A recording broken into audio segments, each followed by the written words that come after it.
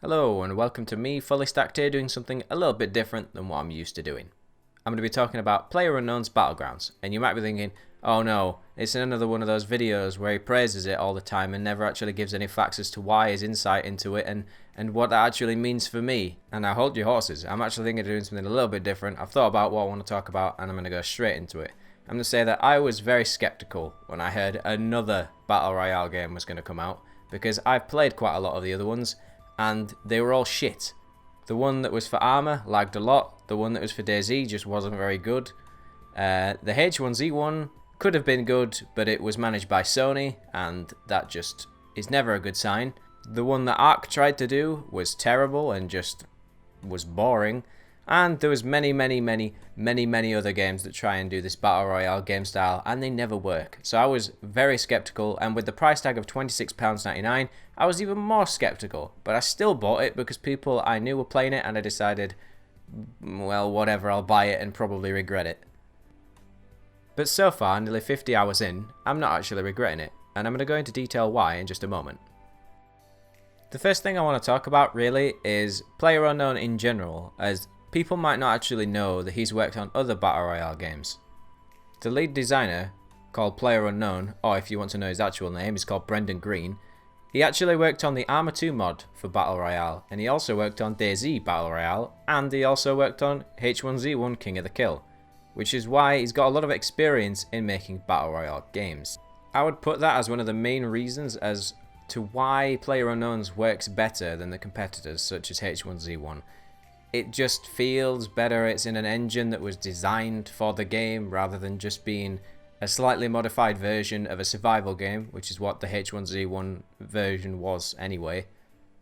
The H1Z1 version was basically SOE getting really greedy with Daybreak and just taking everyone's money and going, let's make some more money off of it too. But anyway, that's the real reason why I think this might actually work a lot better compared to the competitors, is because it's purpose built from the ground up. It's not a modification, it's not an afterthought of a game. It is, we want to make a Battle Royale game that works, so here we go. We've got Unreal 4, already a good engine. It does have quite a bit of bugs in it.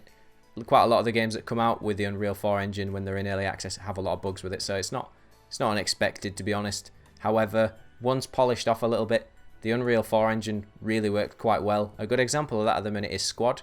Squad is a tactical shooter, uses the Unreal 4 engine, looks really good at the minute, and due to the optimization patches lately, you can crank the settings up a little bit more and you still get quite a good amount of frame rate. But now I'm going to talk about what works within the game. What works within the game is the map in general. The map in general is nicely done. There's a few bits that could be smoothed out, but it's early access, so I'm sure it will. The sound in the game, for it being in early access, is actually really nice. The M416 carbine sounds really powerful and beefy. The sniper rifles sound very beefy indeed as well. Everything in it just generally sounds nice and polished, especially for an early access game. Usually they sound kind of terrible at the start, so it's nice to see that they've spent some time on the sound.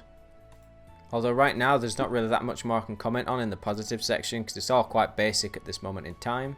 Although I'm sure there'll be a lot more positives in the future, because they're always adding stuff. I mean, the motorcycle's coming in tomorrow, so that's going to be fun to try out. I'm looking forward to accidentally killing myself a few times as well with it, no doubt. So I'm just going to quickly move on to now what doesn't work. And really, there's only 3 main issues that I can think of off the top of my head that really need fixing, generally rather sooner than later, because of the kind of big glaring issues at this moment in time. The first one is the lag. The lag is apparently caused by an issue in the core coding, so it's not actually servers that are at fault this time. And sometimes when you're playing a game, you will see people like teleporting around, you'll see them lagging, you'll get hit when someone can't even see you. They'll be like, you'll be behind cover and you'll get shot like you were a few seconds behind or something like that. It's just desync. And I have died quite a few times because of this.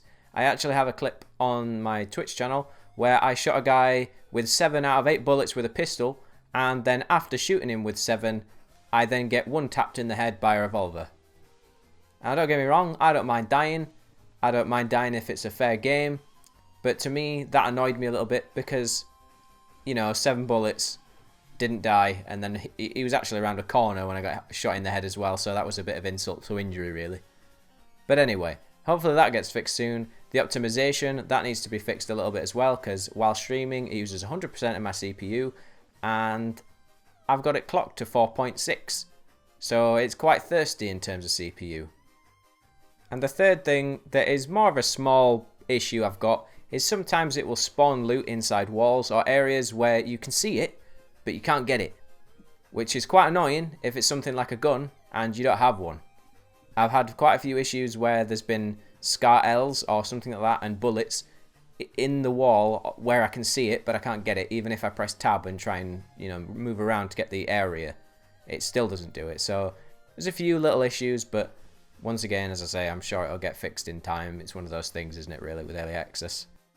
Now, talking about things I'd like to see added to the game, one of the first things I'd like to see added to the game is maps, although one apparently is already in the works, so I guess I can cross that off my list already, although that's nice to see. Another addition would be different types of parachutes, and hear me out on this. You know how sometimes when the plane goes a certain area and you think, if I could go a bit further I would be able to reach a different area of the map, etc. You should be able to get like a different type of parachute, one that would be better for going down quicker so you could get to the ground quicker, one that would be better for going longer distances and stuff like that. It just had a bit more, tactical thought when you were thinking about where you wanted to go. It would allow you to go to different places that other people might not be able to get to, etc, etc. You get the point. It just added another layer. Whether it'll ever get added in, who knows, but I think it'd be quite cool to see that. Although one thing I've seen quite a few people suggest and I disagree with is night maps. Morning maps? Yeah. Dusk maps? Yeah. Night maps? No. Because as I've found out with many different survival games, if you add night into it, people will just turn up the gamma. And people are saying, well, Rust makes it so you can't do that. And it's like, yeah, but after how long of fiddling around with it did it take them to actually do that? I'd rather just be no night maps, no messing about, no night vision or any stupid stuff like that. Just make it so it's either morning or dusk. I'm fine with that. As long as there's a bit of light, people most likely will not turn the gamma up anyway. Because as long as you can kind of see, there's no point. You don't get any additional benefit. So just to sum it up, I am pleasantly surprised, because I was very skeptical of this game, to like it. I'm looking forward to see what they're going to do with it, and I'm looking forward to seeing what the community thinks of it in the future when it gets more add-on patches and fixes and optimization and all the rest of it. I've also been streaming quite a bit of this as well, so I'll put my stream link in the box below, and if you want to come check me out sometime when I'm streaming, feel free to do so. But that's it for the end of this video. I'm just going to leave the clip playing because it ends up being quite a fun ending of the match, so I'm just going to leave this on. But if you liked the video, give it a like. If you disliked it, give it a dislike. And if you really like me, you can always give me a subscribe. And I hope to see you for the next video.